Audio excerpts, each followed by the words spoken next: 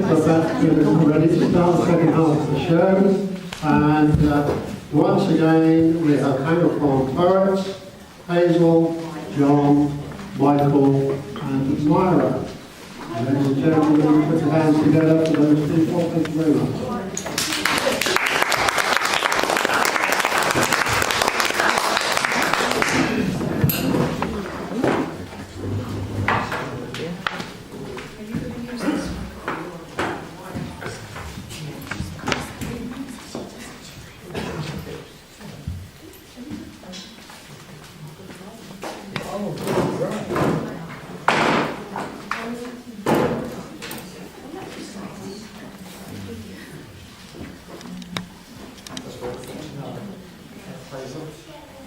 Hazel, you're starting.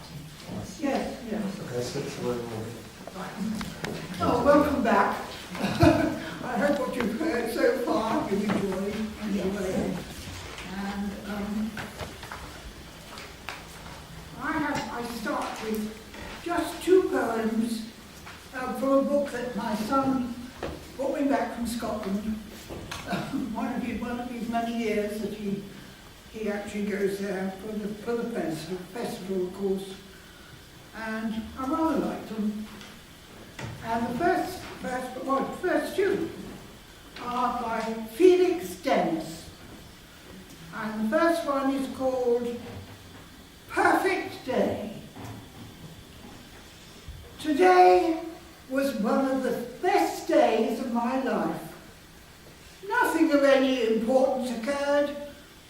I cut my finger on a paper knife and marvelled at a busy hummingbird plucking out wet moss by a waterfall, broke bread with friends and shared a glass of wine, wrote this poem, swam, made love. That's all. Why should it be some days erect a shrine? Is it, as Buddhists claim, a lack of need or want, or simple serendipity? The perfect flowering of one small seed. The wise will say our frames are none too pure. How many perfect days could we endure? And the second one by the same author, Felix Dennis, and it's called Poets Anonymous. And it's not a reflection on me or any of us other poets. My name is Felix, and I am a poet. I became a poet 5 years ago, following an illness. Of course, that's no excuse. The illness, I mean. I know. We know about the world poets inhabit, the wreckage their behaviour brings to wives, husbands, children, etc. How the habit sours and decimates our loved ones' lives, eating up time we should be spending, I don't know, late at the office, earning a crust to pay for our children's mobile phone bills, or watching TV with the family. We must be honest with ourselves.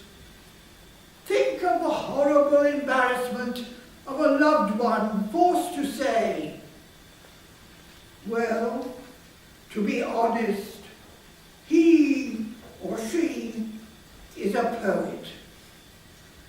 The appalled silence as they turn away. Oh, we know all that. How we break promises to take up stamp collecting. We know it. Locked away in our own little selfish world.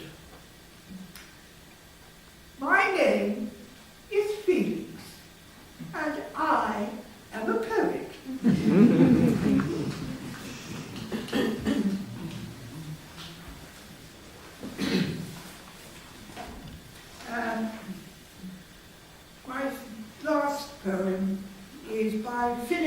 Larkin. Now I remember great disarmament that Philip Larkin was a great poet, but he wasn't always very popular with his pupils. But I do like his poems, and as I say, they really are great. And this is called Mother, Summer, I. My mother, who hates thunderstorms, holds up each summer day and shakes it out suspiciously, lest swarms of grape dark clouds are lurking there. But when the August weather breaks and rains begin and brittle frost sharpens the bird-abandoned air, her worried summer look is lost. And I, her son, though summer-born and summer-loving, nonetheless, am easier when the leaves are gone. Too often, summer days appear emblems of perfect happiness. I can't confront, I must await a time less bold, less rich, less clear, and autumn more appropriate. Thank you very much.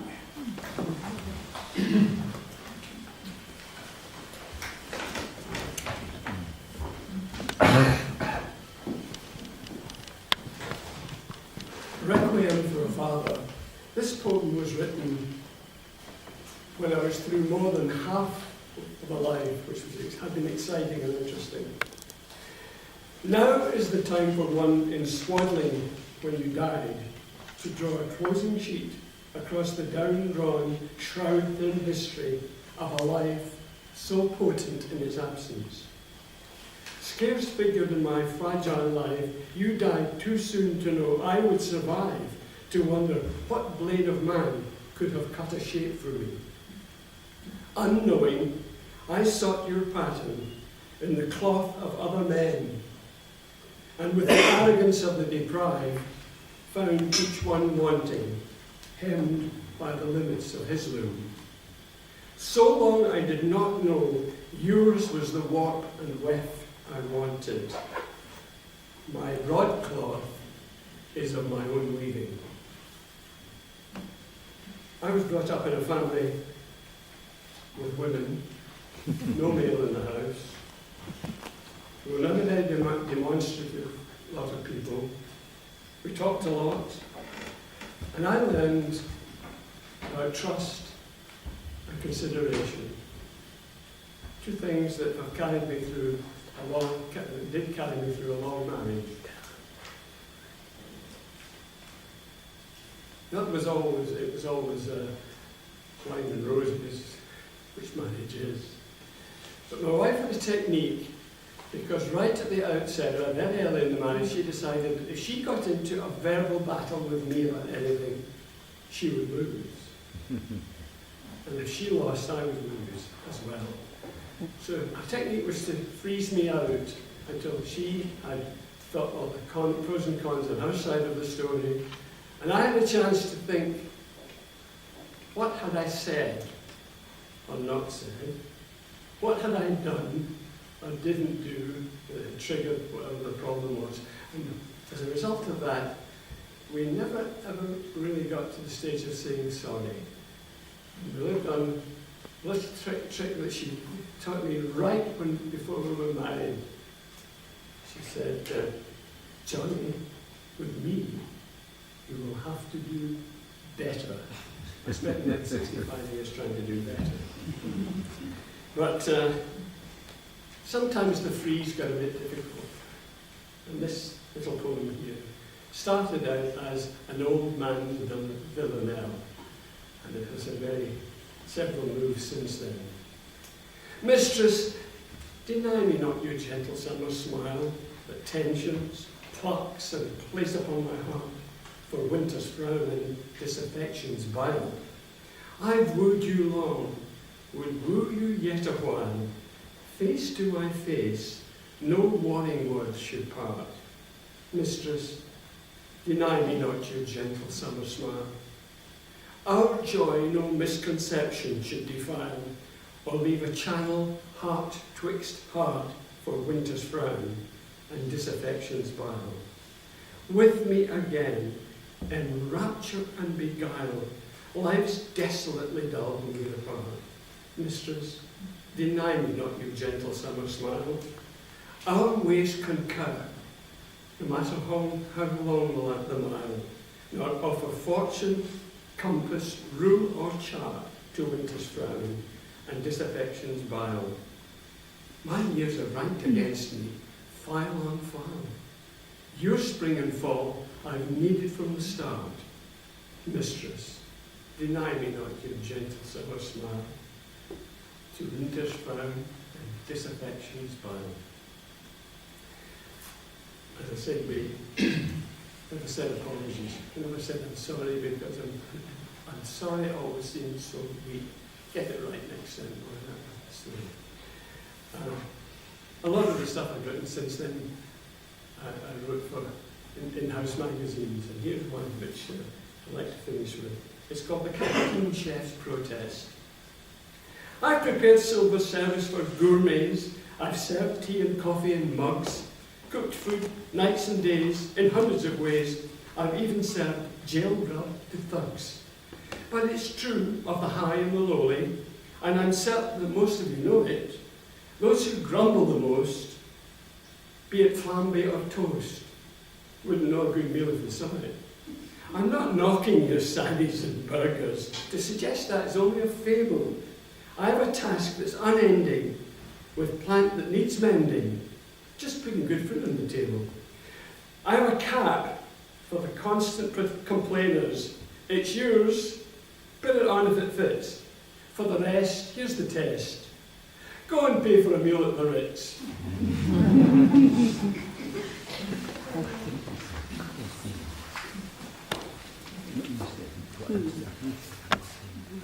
Sea music, restless, eternal, never the same. Tides advance and retreat under the moon. A glittering mirror on summer days, or raging in foam on winter's night. The realm of legend in ancient tales, of fearsome monsters to drag ships down, or dainty mermaids with sweet airs, luring doomed mariners to helpless fate. Long years ago, men took the whale's road, wings pressed on their sails to urge them on. Fat-bellied vessels breasted the ocean, with hope of profit in wine or slaves. In the ocean depths, sad songs of whales, and silvery herrings polishing their scales. In recent years, I've been studying history at the Open University, and this piece was inspired by the research I did for my dissertation for the MA in history. Reformatory schools were the Victorian answer to juvenile crime, and the principal reformatory for Hampshire was barely a mile away at Netley Marsh. It lasted for over 50 years. So reformatory boys, from crowded streets they came, young scallywags and thieves, light-fingered errand boys whose employers they deceived, snared by stern justice in a prison cell confined, taken from all they knew, to rural peace consigned. They tilled the soil and learned their ABC, gained new skills to live life honestly, with the right God's holy word to hear, barred from Sabbath worship by prejudice and fear. They'd sailed the salt ocean to sustain Britannia's power, carried rifle and pack in her needful hour. In far-off lands from England's shores exiled, may golden grain spring from prairies wild. Beneath green turf, some rest here still, struck down by sickness beyond the doctor's skill. And lastly, we all need little sayings to get us through life. Look before you leap. Look before you leap, they say. If you hesitate, you're lost. Can you find a way to live and not to count the cost? Fair words, butter no parsnips, my grandmother used to state. Too many cooks spoil the broth. There is no room for debate. Each cloud has a silver lining, so many people declare. A fool and his money soon parted, a response so hard to bear. Marry in haste, repent at leisure, there can be little doubt. This is the kind of wisdom we can never do without.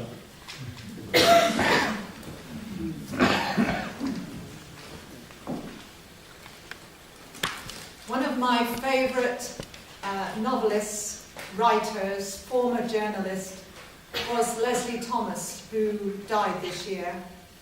And I wrote him a letter once asking him to support a campaign, but he said that he was too elderly now to manage it. Leslie Thomas, VIP, RIP. There aren't many people of whom I would boast that I'd had a letter from him or her, but the one you wrote to refuse my request is now my treasure. That such a man with a famous name, whose books received deserved acclaim, would bother to use his precious time to write to me? It just proves what I've always felt, that you wrote stories from the heart, dealing in truth and sincerity. With mind incisive, you chose the words, laughter 1 minute, next minute tears, and underlying that mastery, the strongest note was humanity. So thank you, Leslie, for so many years of reading pleasure. Now, this is The King's Breakfast by A. Milne.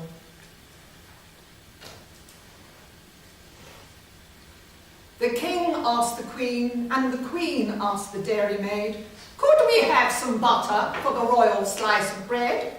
The queen asked the dairymaid said, certainly, I'll go and ask the cow now before she goes to bed.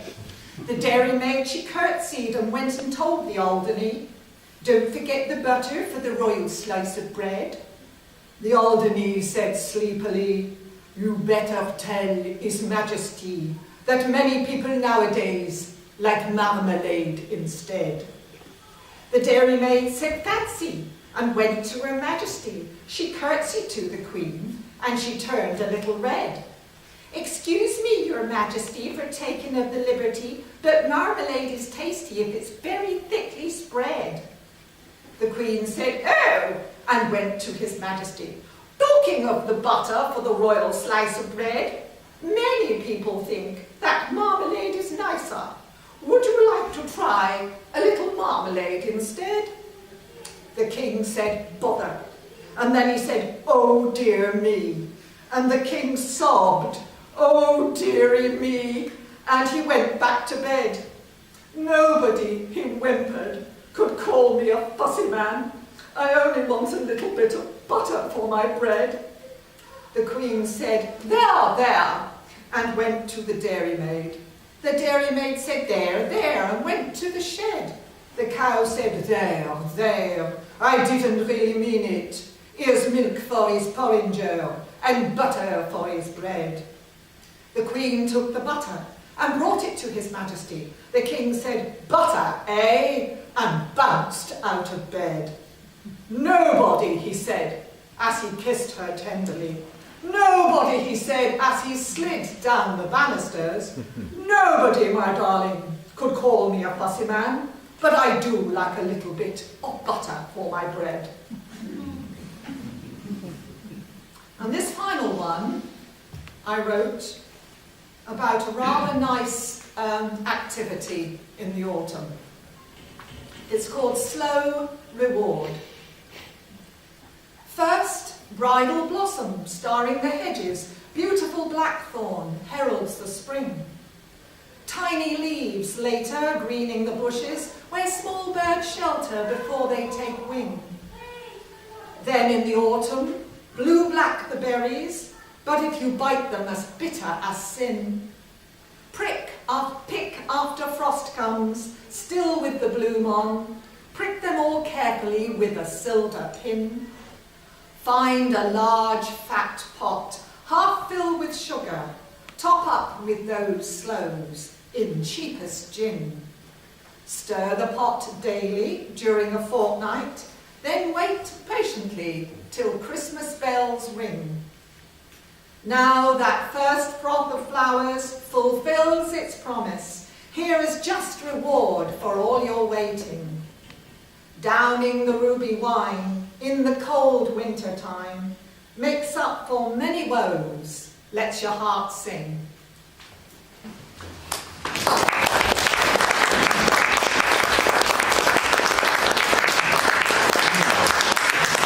Well, ladies and gentlemen, that was some very nice renditions from Hazel, John, Michael and Myra. I'd like to show your appreciation once more.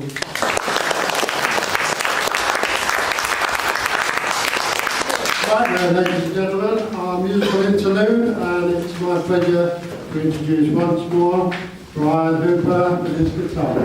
Brian.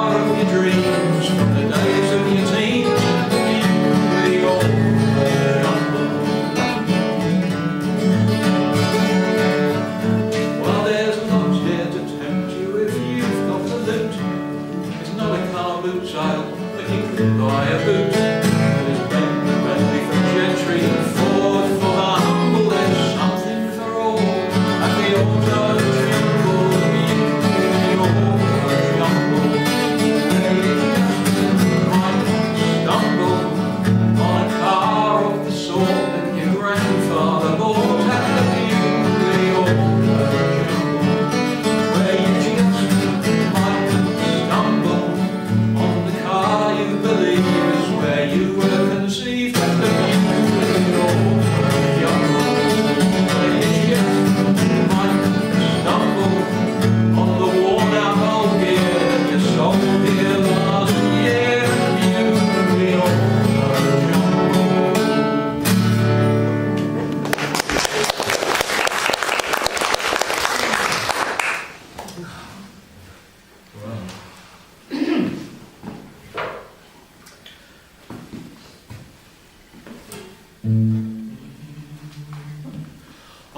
looking for a girl named Ali. No. I'm looking for a girl named Ali to be my sweet partner in life. We'll bill and we'll coo, and she'll love the tattoo that I wear for a previous wife on my back, that I wear for a previous wife. Now I'm looking for a girl named Alice. With Alice I'll throw in my lot, and I'll be so glad to get someone to add CE to the tattoo I've got on my back. CE to the tattoo I've got. Now I'm looking for a girl named Natalie. Though Callista could do just as good. I'd need some more writing, but oh, how exciting to find out if Natalie would. On me back, to find out if Natalie would. Now I'm looking for a girl named Valerie. The I could be made into E. There's plenty of space, just imagine her face when she sees just what she means to me. On me back, when she sees just what she means to me. Now I'm looking for Maureen or Pauline. L.I. looks a bit like a U. Now take my advice, it's not always nice with your history in red, white and blue on your back, with your history in red, white and blue. Now I'm living with a girl named Ali. My wife, back to me she has come. She saved me from failure and a map of Australia. And she's having my name on her bum. She's having my name on her bum.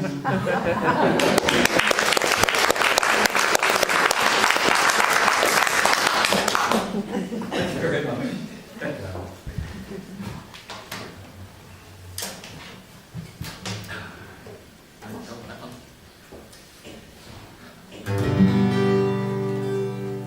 He was sitting on a bench outside the General as I parked me bike and took me helmet off.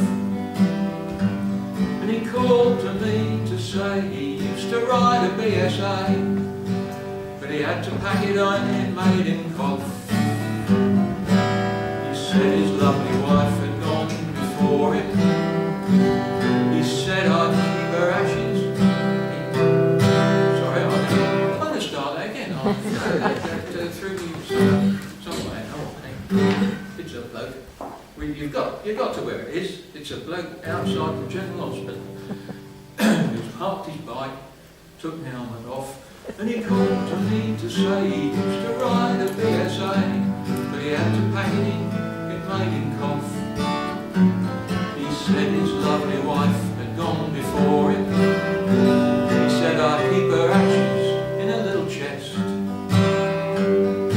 And when at last I've caught her, I've asked our eldest daughter if she'll scatter us together down beside the river Test. It was cigarettes that took her, and they'll do the same for me, but they always seemed a good thing for the town. Of sweet Virginia drifting over Regent's Park. Now the old tobacco factory is closing down.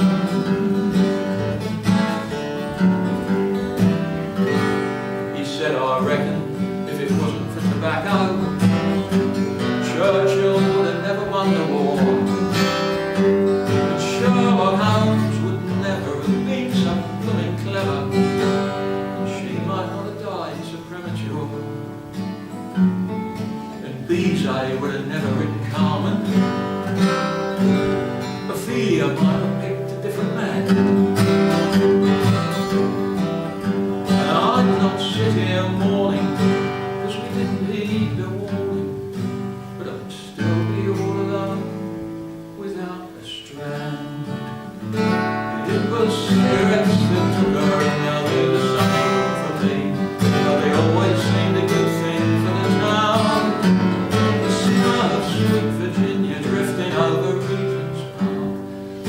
old tobacco factories closing down.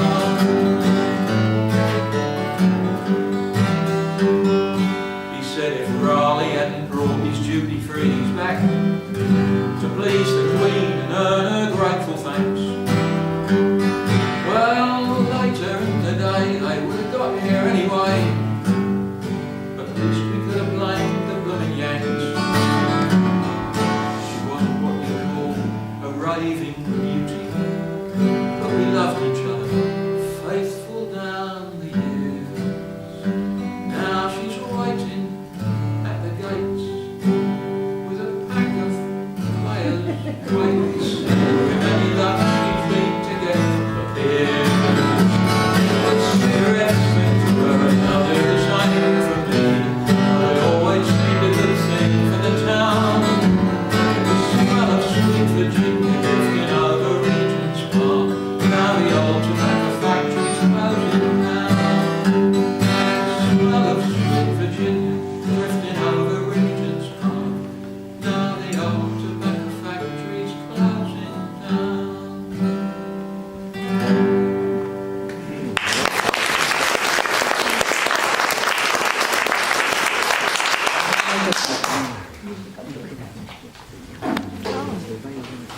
Thank you very much, Brian. Right now, ladies and gentlemen, we come to our final act from the Hanger Farm Poets. David, Sylvia and Dana, and Graham will be accompanying with his guitar. Thank you, ladies and gentlemen.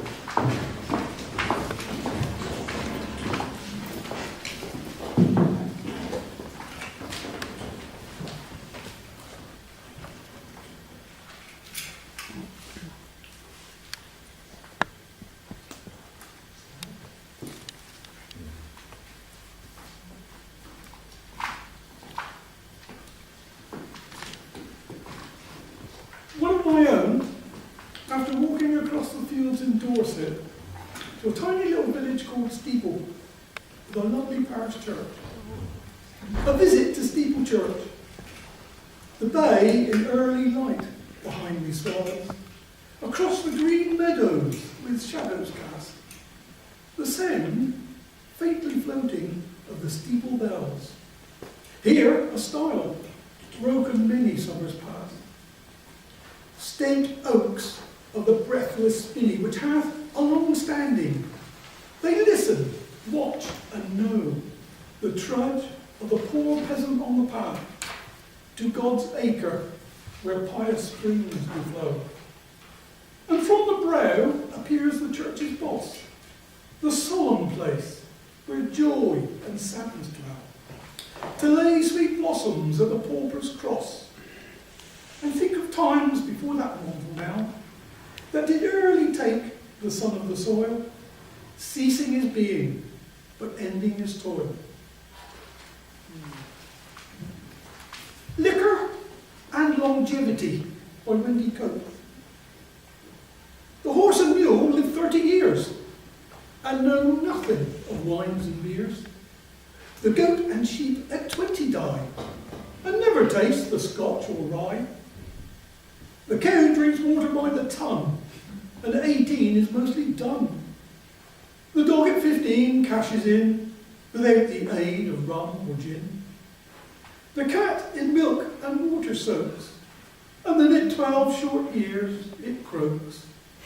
The modest, sober, bone-dry hen lays eggs for us, then dies at 10. All animals are strictly dry. They live sinless and swiftly die. But sinful, ginful, rum-soaked men survive for 80 years and 10. And some of them, very few, stay pickled till they're 92. And finally, one of my own, shopping. There's nothing new about shopping. For some, the hard part is stopping. In the past, it was less trouble. Greenfield stamps were sometimes double. On every corner stood the shops, selling tea, twine, toys, and teardrops. No barcodes, no fancy price tags, no trolley parks, no plastic bags. A loaf of bread went on the slate, Until next payday, it could wait. Your co-op number, points did earn. Now it's your PIN you have to learn. Shopping should not be done in haste. It's for those who have time to waste. Credit cards, all milk and honey. Just spend now, you don't need money. Now the choice of hats is too wide. Try them all on, but don't decide. She's been an hour, this dress choosing. It's my interest I keep losing. To buy or not, that's the question. See the queue, that's my suggestion. To buy that skirt, she's not able. See, there's no designer label. I see your shops are not the same, because your bags have no trendy name. I hope, when the clock finally stops, that in heaven there are no shops.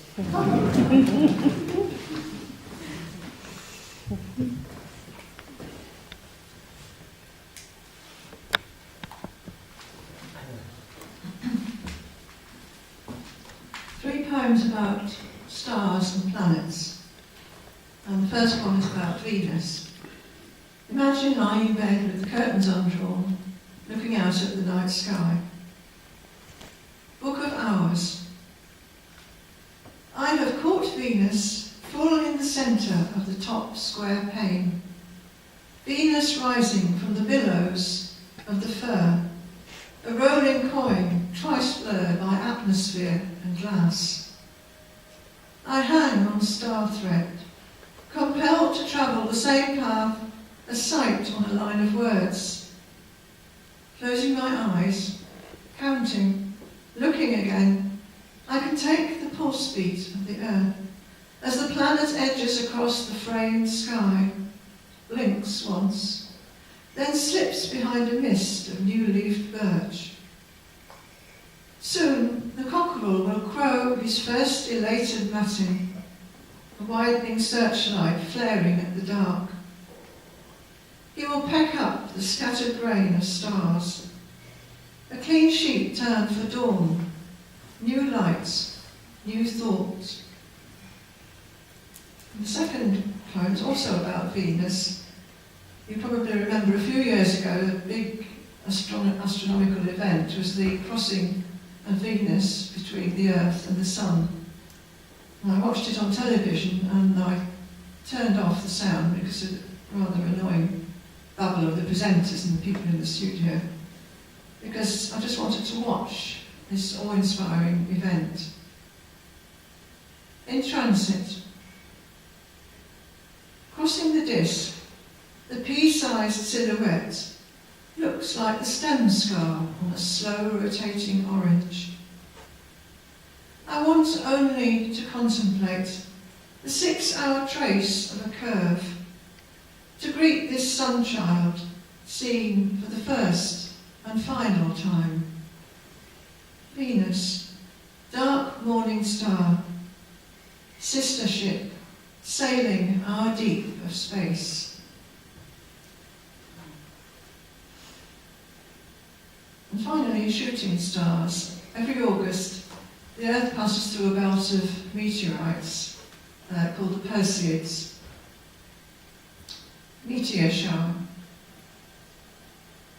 From the orchard edge, we scan the sky, facial muscles pulled into concavity, eyes flicking over dot-to-dot constellations, panning for Perseids.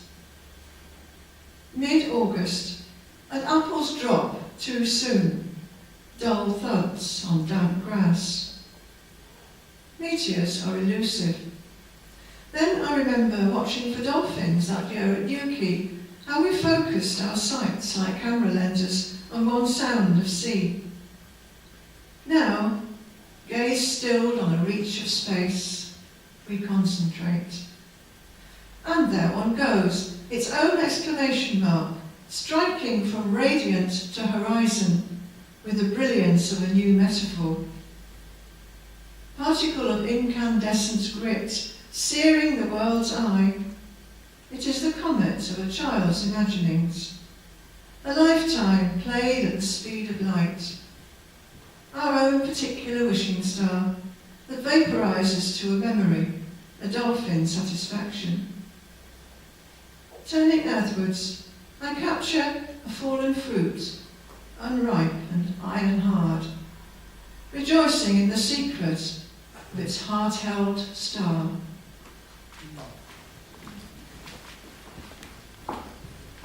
This is two of my own poems. I hope I'll get through them. I've got terrible indigestion suddenly. The Sandcastle. He built the sandcastle early, as soon as they arrived. High up on the sandy beach, far from the waterside.